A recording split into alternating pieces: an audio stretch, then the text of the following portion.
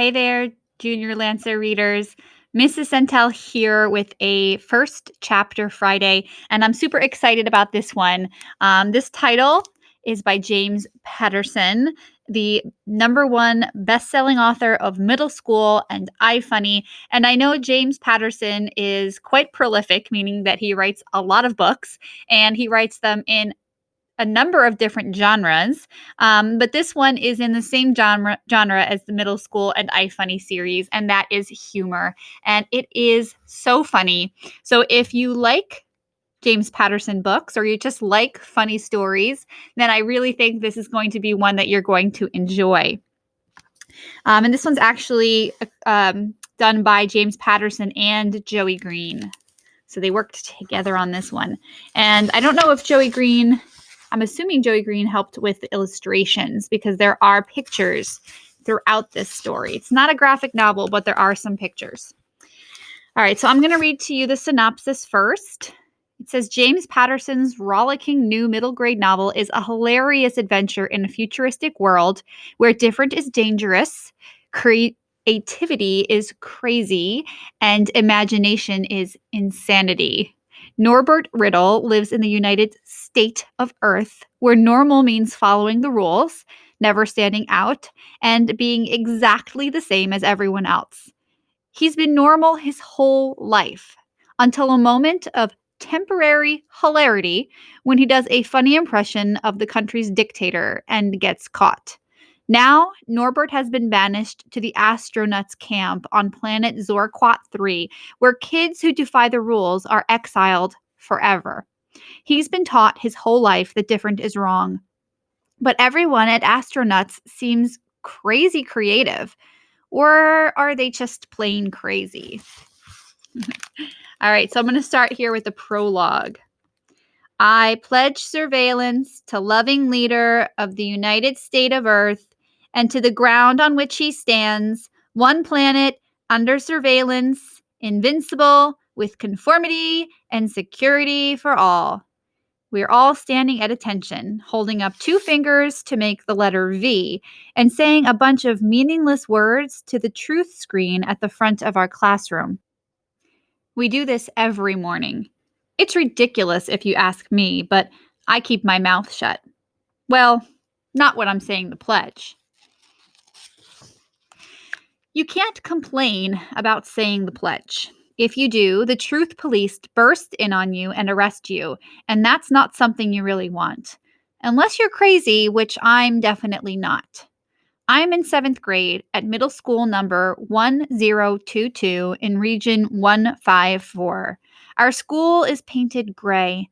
The sky is gray. The clouds are gray. My classmates and I all wear the same exact gray jumpsuits and the same gray expressions on our faces. I guess you could say we're color coordinated. Our gray jumpsuits aren't school uniforms or anything. Everyone on Earth wears them to make us all equal. Even his all-knowing, eternal excellency loving leader wears a gray jumpsuit. He's on the truth screen right now. He's very serious. His white hair is pretty wild. His eyes are really intense, fierce, penetrating. He's not exactly the kind of guy you'd want to run into in a dark alley. After saying the pledge, we all sit down at our school desks in unison, just like we do every morning. It's time to listen to Loving Leader's daily declaration of dependence. Thrilling. My fellow Earthlings, says Loving Leader, conformity makes us free. Free to conform, because we all know different is dangerous. Different is diabolical. Different is a disease. Yes, a disease detrimental to our way of life. A disease that destroys the equality we fought so hard to win. And what causes this horrible disease? The evils of individuality, the wicked spark of imagination, the foul stench of creativity. Shoot for the moon, my friends, and what happens? You explode in a deadly fireball and get burned to a crisp. Individuality is an illness. Imagination is insanity. Creativity is crazy. Originality threatens our way of life. He goes on and on and on, blah, blah, blah, bitty, blah. Naturally, my mind wanders, and I look out the window at those gray clouds and the gray sky and start thinking back to when I was a little kid. I remember my father playing catch with me and my mother singing a lullaby before tucking me into bed and kissing me goodnight. "You there!" shouts loving leader. "You, staring out the window!" I nearly jump out of my skin. I turn my head from the window and look at the truth screen, giving loving leader the undivided attention. "You're not daydreaming, are you?"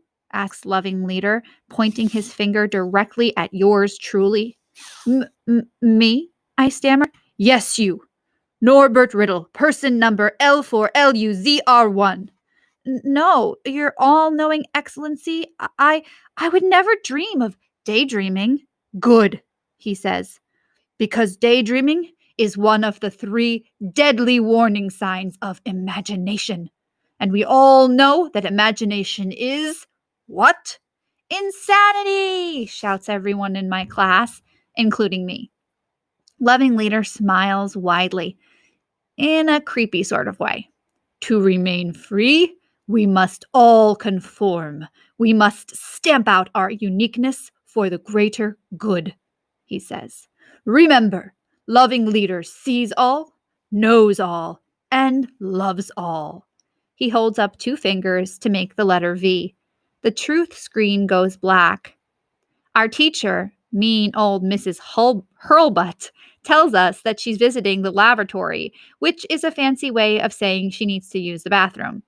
"I expect you all to be on your best behavior while I'm gone, so no one gets arrested by the truth police and mysteriously disappears, never to be heard from again, like Norbert's parents." All my classmates gasp. I can't believe Mrs. Hurlbutt just said that. She's a horrible teacher and a horrible person. Yeah, the truth police took away my parents when I was a little kid, but that's none of her business. I'm the one who lost my mother and father. I'm the one forced to grow up without the 2 most important people in my life. I'm the one stuck living with my boring aunt and uncle. Now I'm steaming mad at Mrs. Hurlbutt, at Loving Leader, at this stupid school, at everything. Enough is enough. I'll show them. The minute that nasty old biddy steps out into the hallway, I rise to my feet, walk to the front of the classroom, and stand on top of Mrs. Hurlbutt's desk. Everyone in the class stares at me.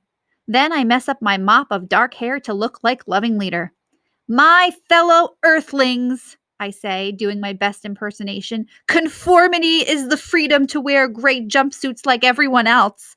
The freedom to think like everyone else. The freedom to agree with everything I say. The freedom to be sheep. Bah! Bah! Bah!" Everyone stares at me in complete shock. They can't believe I'm actually making fun of Loving Leader. No one says anything. They're too scared to even crack a smile. Until a kid named Andrew Weaver bursts out laughing. Then everyone else starts chuckling too. Nervously at first, then hysterically, giving me the green light to keep going.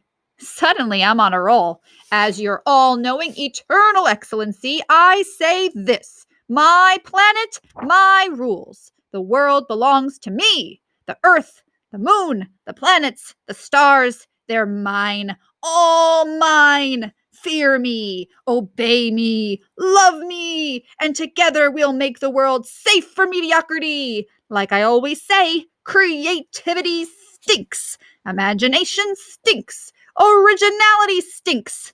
Remember, Loving Leader smelt it because a loving leader dealt it."